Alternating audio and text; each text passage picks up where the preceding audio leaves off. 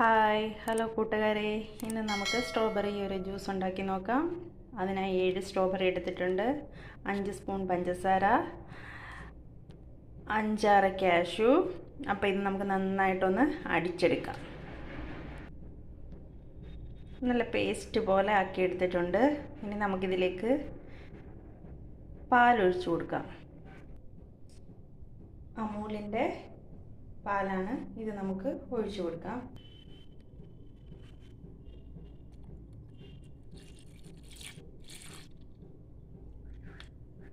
നല്ലതുപോലെ ഒന്ന് അടിച്ചെടുക്കാം. അങ്ങനെ നല്ലതുപോലെ അടിച്ചെടുത്ത് നമുക്കിനി ഇതൊരു ഗ്ലാസ്സിലേക്ക് ഒഴിക്കാം.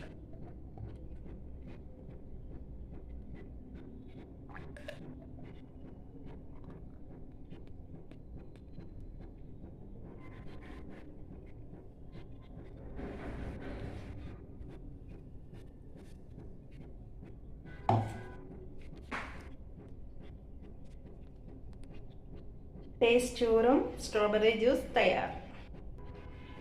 ഈ വീഡിയോ എല്ലാവർക്കും ഇഷ്ടപ്പെടുമെന്ന് വിചാരിക്കുന്നു. അടുത്തൊരു വീഡിയോയുമായി നമുക്ക് വീണ്ടും കാണാം. Okay, by.